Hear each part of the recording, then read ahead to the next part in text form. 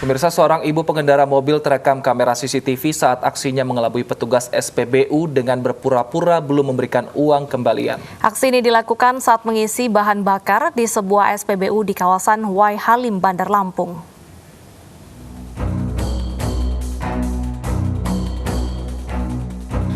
Berbagai cara dilakukan para pelaku tindak kejahatan dalam melancarkan aksinya. Kali ini menimpa salah seorang petugas SPBU di kawasan Jalan Kimaja Wai Halim, Bandar Lampung. Penipuan dilakukan oleh seorang wanita pengendara mobil. Dalam aksinya yang terekam kamera CCTV, wanita pengendara mobil tersebut dengan sengaja menyembunyikan uang kembalian yang diselipkan di bagian ketiaknya dan meminta uang kembalian lagi ke petugas SPBU tersebut. Meski petugas SPBU hanya mengalami kerugian sebesar Rp50.000, namun diakuinya hal tersebut bukan kali pertama terjadi di lokasi areal SPBU tersebut. 10 ribuan gitu. Terus saya tanya lagi, yang tadi saya ngasih 50 deh Bu, kata dia. Gimana saya bohong sih, kata dia. Ini duitnya kan gak ada tuh, mana, kata dia. Itu kan 50 ribu yang dari Mbak barusan, kata dia. Terus saya bilang kayak gini, kata dia. Ya udah, kata dia.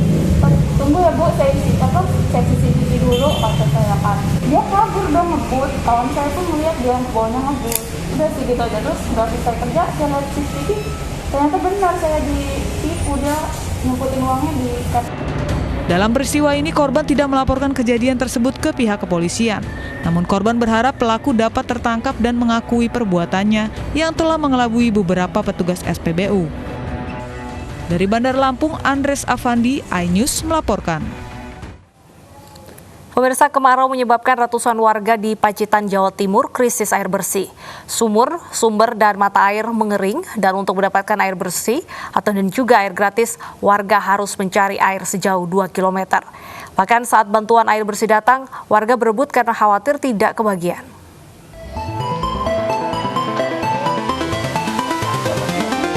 Akibat kemarau, warga Pacitan, Jawa Timur krisis air bersih. Untuk mendapatkan air bersih, warga harus berjalan hingga 2 km atau membeli dengan harga Rp1.500 per 20 liter air atau 1 jerigen. Sangat susah untuk mencuci, untuk minum, ngambilnya jauh dan tidak cukup kalau beli. Emang ada sumbernya kita berapa kilo? 2 kilo. 1 jerigen 20 liter 1.500. 1.500. Iya. Melihat hal tersebut, Polres Pacitan memberikan bantuan air bersih untuk warga di Dusun Nasri, Desa Kalak, Kecamatan Donorojo, Pacitan. Ratusan wadah berjajar mengantri untuk diisi air bersih. Dalam waktu kurang dari 1 jam, 2 tangki air habis diserbu warga. 200 jiwa, ini setiap tahunnya selalu kekeringan. Ini yang menjadi motivasi kita untuk melaksanakan kegiatan bakti sosial. Mudah-mudahan apa yang kita bawa sekitar 2 tangki ini bisa nanti meringankan atau menambah untuk air bersih, terutama untuk warga. Selain di lokasi ini, masih ada puluhan lokasi krisis air bersih lainnya di Kabupaten Pacitan. Kemarau dan krisis air bersih terjadi setiap tahun. Dari data BPBD Kabupaten Pacitan, ada sekitar 92 desa rawan krisis air bersih. Dari Pacitan, Jawa Timur, Ahmad Subeki, iNews melaporkan. Harga tomat anjlok hingga Rp900 per kilogram. Petani di Kecamatan Pacet, Jawa Timur membagikan puluhan kilogram tomat gratis kepada warga sebagai wujud protes dan kekecewaan mereka.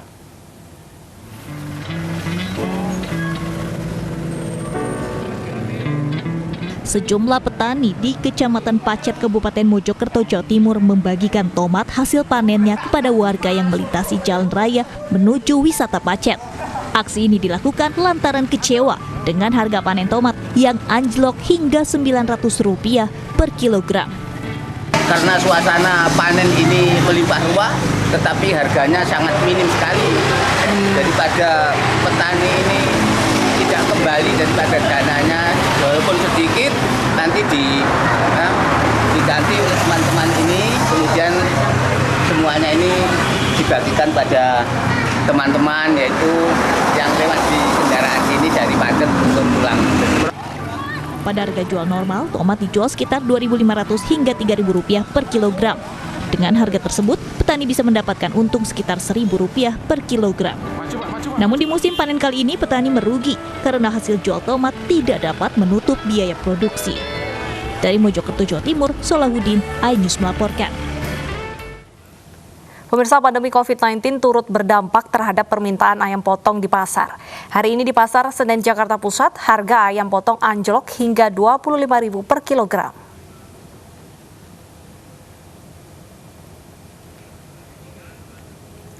Daya beli masyarakat terhadap ayam potong menurun di tengah pandemi COVID-19. Sebelum adanya COVID-19, ayam potong bisa dijual dengan harga Rp37.000 per kilogram. Namun kini penjual hanya bisa menjual ayam potong dengan harga Rp20 hingga Rp25.000 saja per kilogram.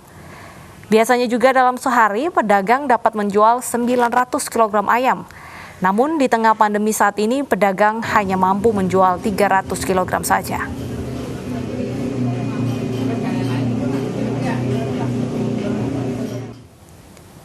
Dan untuk mengetahui informasi selengkapnya, sudah ada rekan Disa Amora di Pasar Senen, Jakarta Pusat.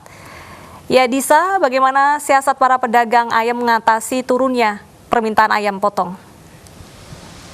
Ya, data Wilson dan juga pemirsa, memang benar diakui bahwa hari ini penjualan ayam potong setiap kilogramnya ini menurun. Hal ini diakui oleh sejumlah pedagang di kawasan Pasar Senen, Jakarta Pusat, yang mana hari ini mereka menjual dengan harga Rp25.000 per kilogramnya, dengan harga beli sebesar Rp21 hingga Rp22.000 per kilogram. Artinya dari sini kita melihat bahwa keuntungan yang diperoleh ini terbilang sedikit, yakni sekitar Rp3.000 per kilogramnya. Dan di masa pandemi ini mereka bahkan juga pernah menjual dengan harga Rp20.000 per kilogram. Kemudian jika dibandingkan data Wilson ini dengan masa sebelum adanya pandemi COVID-19, mereka mengaku pernah menjual ayam dengan harga Rp37.000 per kilogram, dengan harga beli sekitar Rp25 hingga Rp33.000 per kilogram. Di sini pula juga terlihat bahwa keuntungan yang diperoleh pun lebih besar jika dibandingkan dengan masa pandemi COVID-19 ini. Kemudian perbedaan yang juga cukup terlihat, pada masa pandemi ini mereka hanya bisa menjual sebanyak 300 kg saja per harinya. Hal ini turun drastis jika dibandingkan dengan masa pandemi yang mana mereka bisa menjual 900 kg per harinya. Ini juga diketahui bersama bahwa pada masa sebelum adanya pandemi COVID-19 masyarakat masih diperbolehkan untuk menggelar beragam acara seperti pesta pernikahan salah satunya. Hal ini diakui oleh pedagang mempengaruhi daya beli, banyak pemborong yang membeli ayam mereka sehingga meningkatkan keuntungan dan juga daya beli masyarakat. Dan tentunya dari sini kita melihat data dan juga Wilson bahwa pasar ini ditutup pada pukul 1 siang, namun dari pantauan kami masih terlihat banyak ayam yang belum terjual. Dan juga yang sangat disayangkan saat ini data adalah banyak juga pedagang ataupun pembeli ini yang tidak memakai masker. Nah, pedagang berharap bahwa aktivitas ini kembali normal sehingga daya beli masyarakat ini meningkat. Untuk itu menjadi perhatian bersama, dihimbau kepada masyarakat dimanapun berada tetap mengenakan masker, kemudian menjaga jarak, mencuci tangan, mematuhi protokol kesehatan agar aktivitas kembali normal dan tentunya daya beli masyarakat kembali meningkat. Data Wilson kembali kepada Anda. Terima kasih Disa Amora atas laporan Anda, selamat kembali bertugas. Pemirsa, petugas Badan Penanggulangan Bencana Daerah tengah melakukan penelitian terkait semburan lumpur bercampur gas di Oro-Oro Kesongo, Kabupaten Blora, Jawa Tengah. Warga dari berbagai daerah semakin ramai menyambangi lokasi semburan karena rasa penasaran.